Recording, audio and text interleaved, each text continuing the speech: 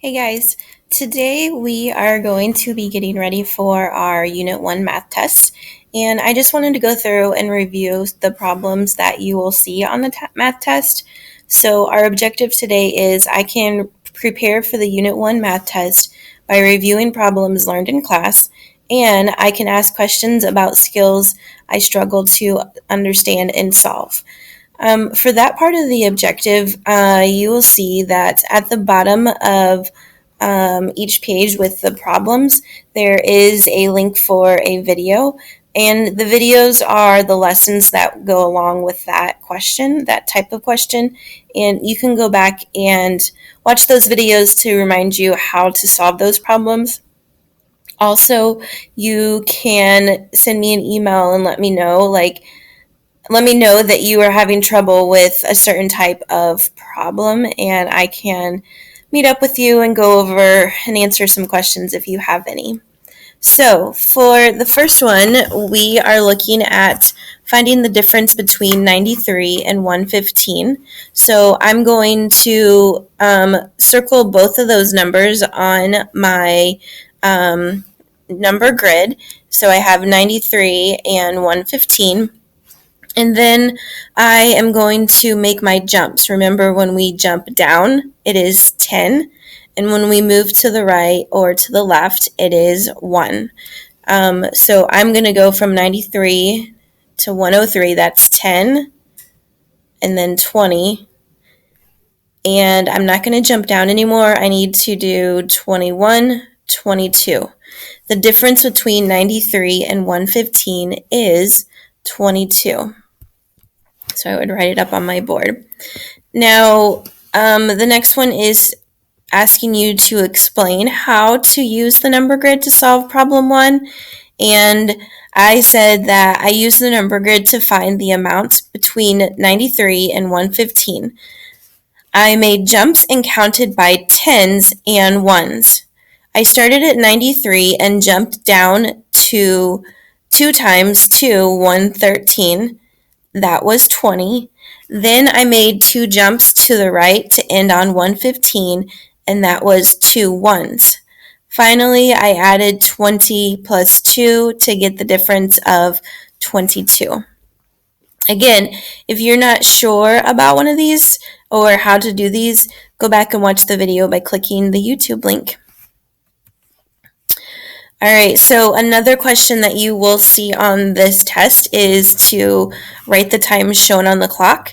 Now, remember that our objective when we were doing this was to show it time to the nearest minute. And you guys have so far done times to the nearest 5 minutes. And so I know that when I was going back and looking at your assignments and grading your papers, a lot of you were not quite getting it to the minute. You were still going to the nearest 5 minutes. So if it's not exactly on that number, like the 9, for example, and it is actually past the 9, you need to count what the 9 would be and then count the minutes after it. So this would be 45, and then the next one would be 46, and then 47. On this clock, we're going to show the time. So we know that we want to find the hour, which is the shorter hand.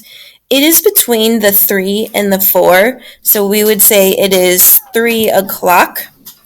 And then we want to find the minutes, and this one's pointing at the 5. So I'm going to count by 5s all the way around. So 5, 10, 15, 20, 25. So this is 3:25. Again, if you are not sure of how to you find the time, or you want to practice a little bit more, you can watch the video. All right, so using the tally chart to complete the bar graph. When I was grading this page, I noticed that for the problem, some of you were counting each grid or each box.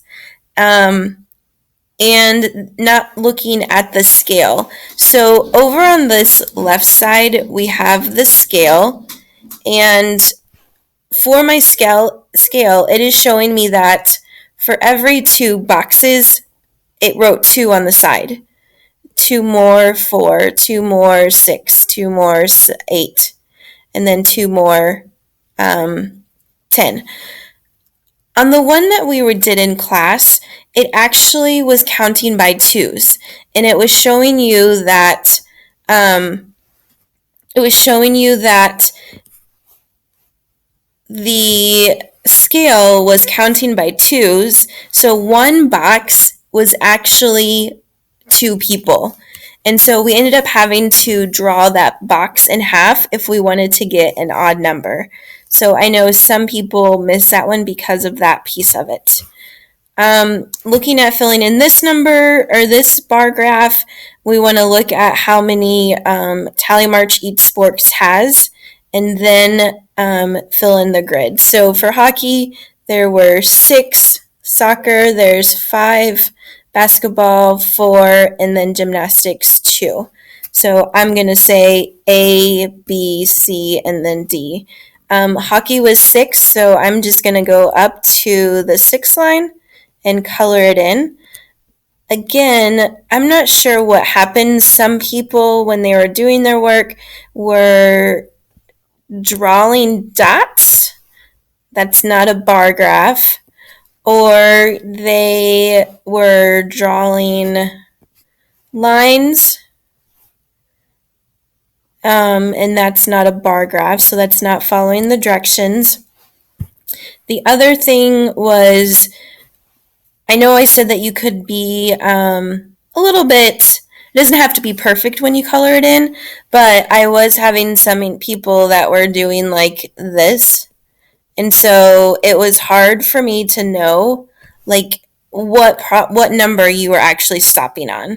So just make sure that when you do your bar graph, one thing that I like to do is to draw the line across the top so I know where I'm stopping. So for this one, soccer, there's 5. Right here is the 5 line, and then I'm just going to draw underneath the 5 line. And so just to make sure that it's 5 and not going up into the 6. For basketball, there were 4 people. So again, here's my 4 line. I'm not going to go past that line, and I'm going to color it in. You don't have to color every last square spot of it, but enough to make it look like a bar. And finally, we have gymnastics. There were 2 wins. Our favorite sport, so I'm going to draw my line for 2 and then shade it in. Alright, so after we have the chart completed, you are going to need to answer the questions using the data. So B says, how many students voted on their favorite sport in all? Because of that word in all, I know that I'm going to add them together. So I'm adding 6, 5, 4, and 2. I'm going to add my 4 and my 6 together to make 10. It makes it a little bit easier to add my next numbers. So that's 10 plus 5 is 15, and then 2 more is 17. So in all, there was 17. C says how many fewer people liked basketball than hockey. This word right here, fewer, tells me that I need to subtract. We talked about that in our math group during one of the days that we were reviewing and solving number stories. And fewer or how many more, how many less, that tells me subtract. So anytime I see how many fewer, I'm going to subtract. The teams that I'm looking for are basketball and hockey. So basketball had 4, hockey had 6. So my number sentence would be 6 minus 4 equals 2. So 2 fewer people liked basketball than hockey. Again, if you need to review for this type of question, watch the video. Number 4 is just basic multiplication. There's a couple ways that we could solve this. You could draw an array. 2 times 3 would be 2 rows of 3, or 3 rows of 2, and then I could add them, 2, 4, 6. You could draw 2 circles and put 3 dots in each, and then count them. 3 and 3 is 6. You could count by twos 3 times. 2, 4, 6. Okay? Any way that you solve these problems is fine as long as it makes sense to you. Looking at B, I see 2 times 6. I'm going to count by 2 6 times. So I'm going to go 2, 4, 6, 8, 10, 12. So 2 times 6 is 12. 5 times 6, my number that I can count by is 5s. So I'm going to count by 5s 6 times. 5, 10, 15, 20, 25, 30. 5 times 6 is 30. 3 times 5, I can count by 5. So again, I'm going to count 5 3 times. 5, 10, 15. 3 times 5 is 15. 4 times 10, I know how to count by tens. So I'm going to count 4 tens. 10, 20, 30, 40. 4 times 10 is 40. 10 times 7, same thing. 10, 20, 30, 40, 50, 60, 70. 10 times 7 is 70.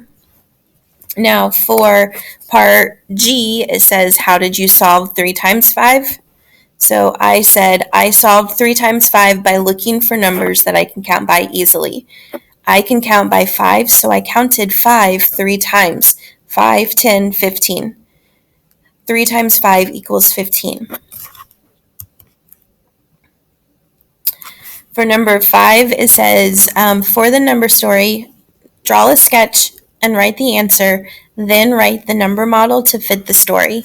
So when you go to take the test tomorrow, you will be getting 3 points for each of those problems because it says to draw a sketch, write the answer, then write a number model. So we have to have all three of those pieces in order to get all 3 points. We have been using cubes, so I'm going to have my cubes on my screen to help me. And I'm going to read the problem first. Beth has 4 bags of apples. In each bag there are 5 apples. How many apples does Beth have in all? So I'm going to go through and I'm going to circle the number. So I see 4 bags and 5 apples. Underline the question.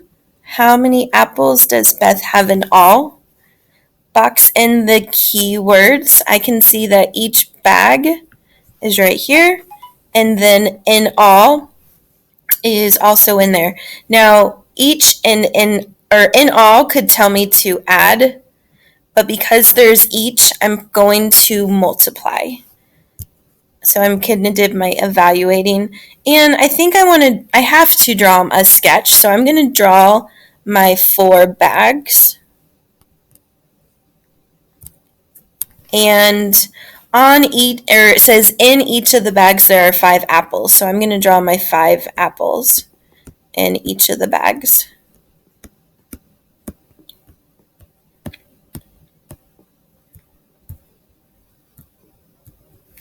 And I can add those up together or count them. Because they're 5s, again, I know how to count by 5. So I'm going to say 5, 10, 15, 20. And I know that I had 20. So 5, 10, 15, 20. My number model that I did, I want to use my multiplication one because of the word each. So I would say 4 times 5 equals 20. And that's how I would solve that problem. If you need more help with problems like this, you can click on the video and watch the video there. All right, Zach starts his guitar lesson at 4:15 and finishes at 5:05. Use the number line or an open number line to find the length of time of his lesson. So my screen has some things already in there, but I'm going to draw my number line in here. And I know that I start at 4:15 and end at 5:04. And then I want to find out the length of his time of his lesson. So I know that I'm going to have minutes. I would count probably by tens to start out. So 4:15 and 10 more minutes would be 4:25. 4:25 and 10 more minutes, 10 more, would be 4:35. 10 more minutes would be 4:45. 10 more minutes would be 4:55. And then 10 more minutes would be 5:05. So then I would go through and I would add up all of my time. So 10, 20, 30, 40, 50. So my answer is 50 minutes. His lesson is 50 minutes. I would then also go through and I would explain what I did. Sorry, I hit too far ahead. I would say I drew a number line, and on the number line, I started at 4:15, ended at 5:05, and made jumps of 10 minutes until I got to 5:05. That's how I would explain what happened. Okay, on this last one that you guys will see, it says to draw an open number line if you need to. It says round 28 to the nearest 10. When it says to draw the number line, open number line, it meant to draw your line.